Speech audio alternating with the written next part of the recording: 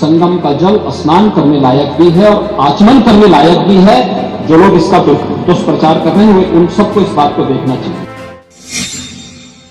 এলাহাবাদের ত্রিবেণী সঙ্গমে জলের গুণগত মান নিয়ে এক রিপোর্ট পেশ করেছে কেন্দ্রীয় দূষণ নিয়ন্ত্রণ বোর্ড।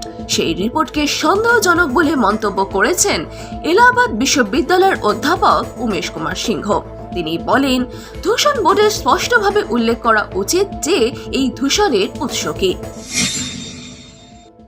देखिए, जो सेंट्रल पोल्यूशन कंट्रोल बोर्ड नई दिल्ली ने जो अपना रिपोर्ट अभी कुछ दिन पहले जारी किया है, उस रिपोर्ट में कहीं न कहीं जो डाटा सारे शो होने चाहिए वो डाटा लैग कर रहा है मतलब वो डाटा उसमें मिसिंग है। जब मैं उस डाटा का वो देखता हूं तो उसमें हमको डीओ का लेवल, डिजॉल्व ऑक्सीजन का लेवल अच्छा दिखता है।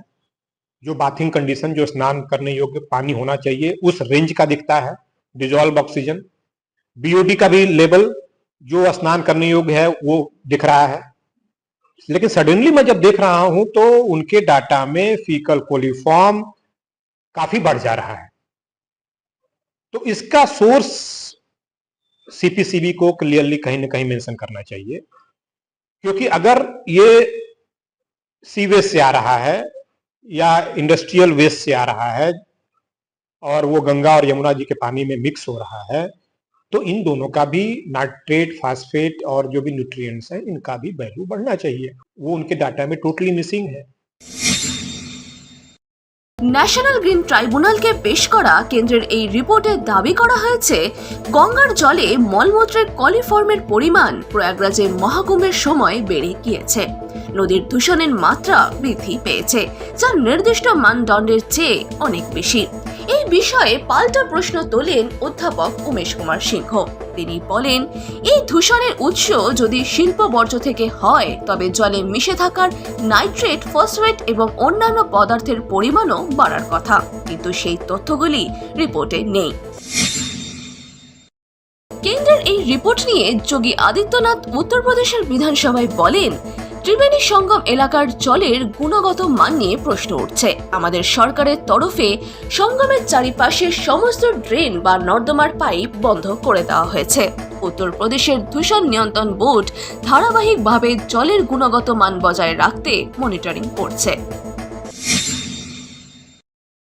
गंगा जी हो या यमुना जी हो, प्रयागराज के जितने भी वहां पे संगम स्थल से जुड़े हुए जितने भी वहां के अगल बगल के जितने भी नाले हैं, जितने भी इस प्रकार के सीवर का है, ड्रेनेज का है, सबको टेप करके या तो एसटीपी में या बायोरेमेडिसन या जियो ट्यूब के माध्यम से उनके शुद्धिकरण के बाद ही उसे वहां पर वो किया जा रहा है।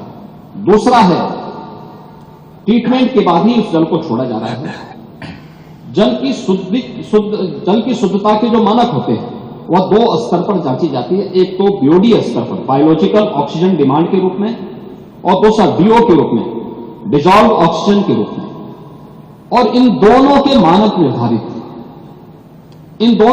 निर्धारित हैं, जिसमें बीओडी 3 या उससे कम होना चाहिए और डीओ जो डिजॉल्व ऑक्सीजन की मात्रा है वो 5 से अधिक होनी चाहिए।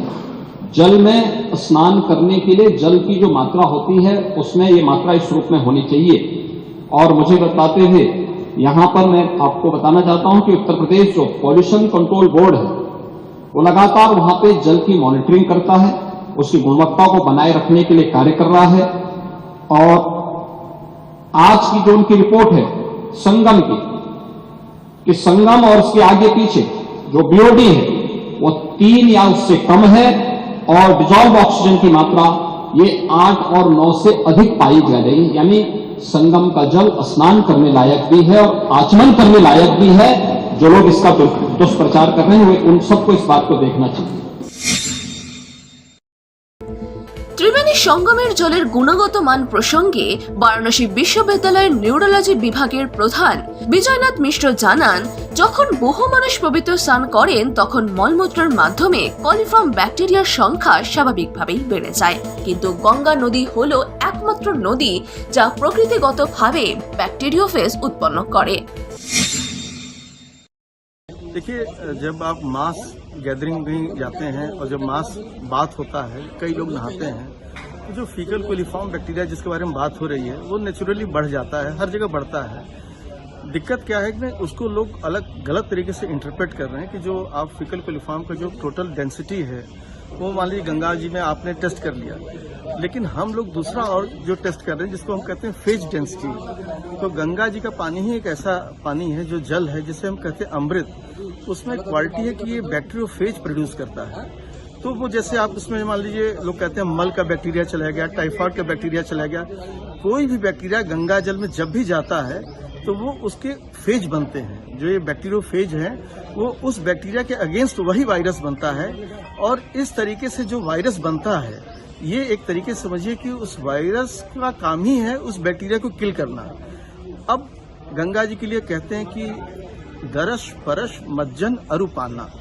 आप समझिए कि केवल आप गंगा जल एक बार छू लीजिए तो आपके दोनों हाथों पर करोड़ों बैक्टीरियोफेज चिपक जाएंगे, जो कि आपके जीवन में कहीं नहीं जाएंगे। आप कितना भी हाथ धोइएगा, आजीवन हाथ धोते रहिए, लेकिन वो जो बैक्टीरियोफेज हैं वो क्वालिटी कहीं नहीं जाएगी। आप गंगा जी के संसर्ग में किनारे उनके बैठिए, उनको छू लीजिए। नहाना तो बहुत बड़ी बात है, आपने अगर नहा लिया तो पूरे शरीर में आपके वो बैक्टीरियोफेज चले गए। অন্যদিকে বিজ্ঞানী অজয় সোনকার জানান, প্রয়াগরাজের সঙ্গমে মলমূত্রের কলিফর্মের ব্যাকটেরিয়ার উপস্থিতি স্বাভাবিক রয়েছে। फीकल कॉलिफॉर्म जो बैक्टीरिया होती है, फीकल कॉलिफॉर्म बैक्टीरिया का इंक्यूबेशन, ये इंटेस्टाइनल बैक्टीरिया होती है, और इसका इंक्यूबेशन टेम्परेचर 35 डिग्री से 45 डिग्री टेम्परेचर होता है। जब से कुंभ शुरू हुआ है अभी इस समय 18 डिग्री टेम्परेचर है इसका पानी का, रात में और ज़्यादा नीचे चला जाता होगा। ठीक है, तो ऐसी कंडीशन में बिलो 20 डिग्री सेल्सियस किसी भी हालत में फीकल कॉलिफॉर्म अपने आप को मल्टीप्लाई नहीं कर सकता पानी में। ये कहना कि जब हमने वाटर सैंपलिंग की इसके अंदर 54,100 होना चाहिए था, 54,000 नंबर्स हमें फीकल कॉलिफॉर्म के मिले, ये पॉसिबल ही नहीं है। সকল বিশেষজ্ঞই তাদের মতামত জানিয়েছেন। সেন্ট্রাল দূষণ বোর্ডের রিপোর্টে তথ্যের বিচ্যুতি ঘটেছে। সঙ্গমের জল মানুষের স্নানের উপযুক্ত। বিশেষজ্ঞদের মতে এই রিপোর্টের পেছনে কোনো রাজনৈতিক উদ্দেশ্য থাকতে পারে। দাবি উঠেছে যারা এই রিপোর্ট বানিয়েছেন তাদের চিহ্নিত করার। শুধু এই দূষণই নয়, মহাকুম্ভ নিয়ে অপপ্রচার চালাচ্ছে বিরোধীরা, এমনও অভিযোগ উঠেছে। আসলে এত মানুষের সমাগম যা সফল করে দেখিয়েছে কেন্দ্র, তাতেই ভয় পাচ্ছে বিরোধীরা, এমনটাই জানিয়েছেন বিশেষজ্ঞরা। এই বিষয়ে আপনার কি মতামত কমেন্ট করে জানান আমাদের। লাইক দিন, সাবস্ক্রাইব করুন বেঙ্গল ফ্যাক্টস।